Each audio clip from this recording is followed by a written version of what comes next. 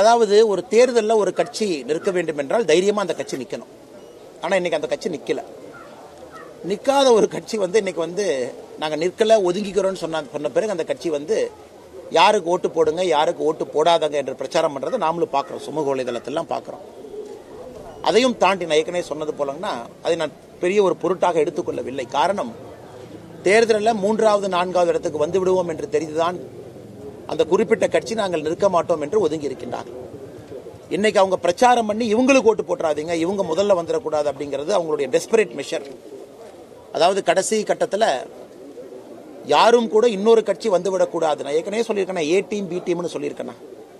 So நீங்கள் சொன்ன அந்த கட்சி இன்னைக்கு பிரச்சாரம் பண்ணுறாங்க, இவங்களுக்கு ஓட்டு போடாதீங்கன்னு சொல்கிறாங்கன்னா அவங்க ஏ டீமுக்கு சப்போர்ட் பண்ணுறாங்க. அந்த ஏ டீம் என்கின்ற திமுக ஜெயிக்க வேண்டும் என்பதற்காகத்தான் பி டீம் என்கின்ற அனைத்து இந்திய அண்ணா திராவிட முன்னேற்ற கழகம் ஒதுங்கி இருக்கின்றார்கள் என்பது விக்கிரவாண்டி இடைத்தேர்தல் பிரச்சாரத்தில் மற்றும் ஒரு முறை அது நிரூபணமாகிறது.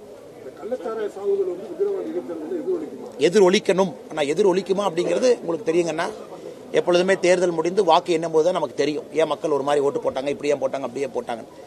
எதிர் ஒலிக்க வேண்டும் என்பது எங்களுடைய விருப்பம். அதை மக்கள்கிட்ட பேசுகிறோம், மக்களும் மனதில் வச்சிருக்கிறாங்க. ஏன்னா இது ஒரு சாதாரண கள்ளச்சாராய சாவு என்று சொல்வதை விட இது ஒரு கள்ளச்சாராய கொலை என்று தான் பார்க்க வேண்டும். கொலை ஏன்னா கொலை பண்ணியிருக்காங்க. ஒரு பக்கம் டாஸ்மார்க்கில் அடிக்ஷன், இன்னொரு பக்கம் மலிவு வழியில் கள்ளச்சாராயம் கிடைக்குது. இரண்டும் ஒரே இடத்துல நடக்கும் பொழுது அரசனுடைய தன்மை தான், அரசனுடைய செயலில்லாத தன்மை தான் இன்னைக்கு கள்ளச்சாராய சாவுகள் இவ்வளவு சாவுகளாக ஏற்படுத்தி இருக்கு. அதனால் இன்னைக்கு மக்கள் இதெல்லாத்தையும் பார்க்குறாங்க, பேசுகிறாங்க, அதை உன்னிப்பாக கவனிக்கிறாங்க. ஸோ இடைத்தேர்தல் ஒரு எம்எல்ஏனால ஆட்சி மாற போகிறது இல்லைங்கண்ணா. பட் இடைத்தேர்தல் ஒரு மெசேஜ். இடைத்தேர்தல் இவங்க ஜெயிச்சிட்டாங்க, பாட்டாளி மக்கள் கட்சி ஜெயிச்சிருச்சு, தேசிய ஜனநாயக கூட்டணி சார்பாக பிஎம்கே ஜெயிச்சிட்டாங்க, இதனால் ஆட்சி மாறப்போவது கிடையாது. ஆனால் மக்கள் சொல்லக்கூடிய மெசேஜ் அது. மக்களுடைய அதிருப்தி ஒரு இடைத்தேர்தல் மூலமாக வெளிப்பட வேண்டும் என்பது எங்களுடைய விருப்பம். ஆனால் இடைத்தேர்தல் அதே நேரத்தில் நியாயமான முறையிலும் நடத்தப்பட வேண்டும், அதுவும் எங்களுடைய வேண்டுகோள். இது நடக்கும் என்று நம்புகின்றோம்.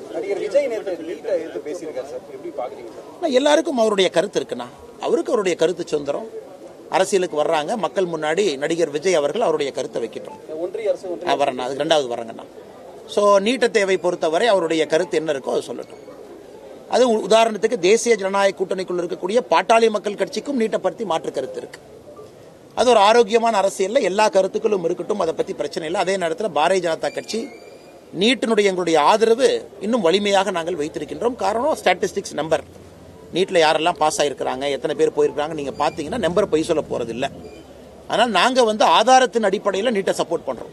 ஆதாரத்தின் அடிப்படையில் நீட் யாருக்கும் எதிரானது இல்லை என்பது 2016 ஒரு ஆண்டும் கூட புரிவாது. 2000 இந்த வருஷம் எடுத்துக்கங்க, 59% pass mark, highest pass percentage இந்த லாஸ்ட் 5 இயர்ஸ்.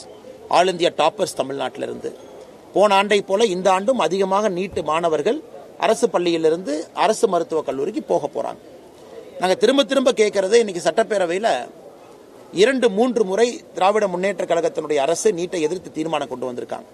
ஒரு வெள்ளை அறிக்கை கொண்டு வரக்கு என்ன பிரச்சனைன்னு தான் நாங்கள் கேட்குறோம். தீர்மானம் கொண்டு வரும் பொழுதே நீட்டுக்கு 10 ஆண்டுகள் முன்பு, நீட்டு வருவதற்கு 10 ஆண்டுகள் முன்பு எத்தனை பேர் அரசு மருத்துவக் கல்லூரிக்கு தனியார் மருத்துவக் கல்லூரிக்கு போனாங்க, யாரு ஒரு டேட்டா.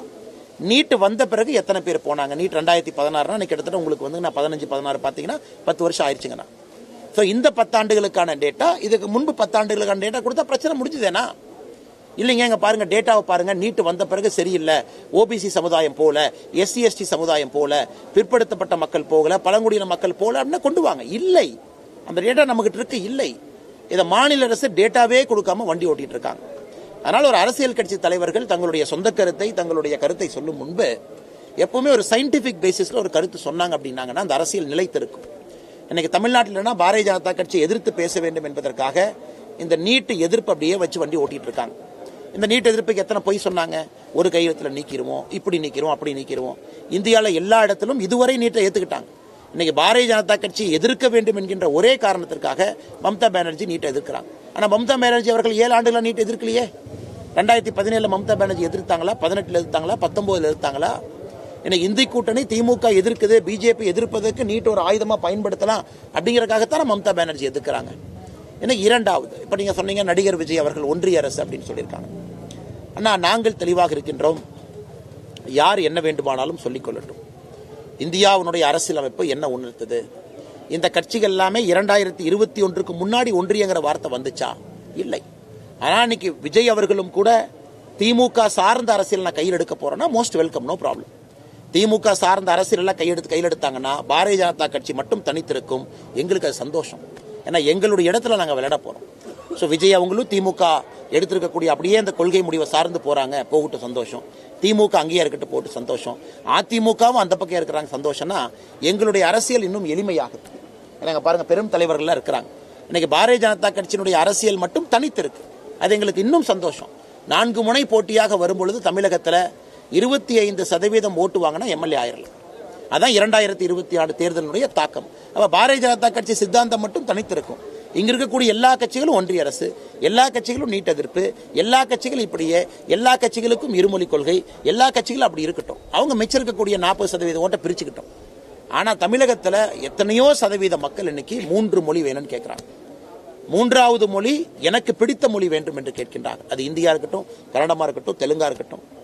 தமிழ்நாட்டில் எத்தனையோ மக்கள் நீட்டு வேண்டும் என்று சொல்கின்றாங்க. அவங்க எல்லாம் பாரதிய ஜனதா கட்சியின் பக்கம் தானே வரப்போறாங்க. அதனால் இது எங்களுடைய அரசியலுக்கு இன்னும் பலமாக நான் பார்க்கின்றேன்.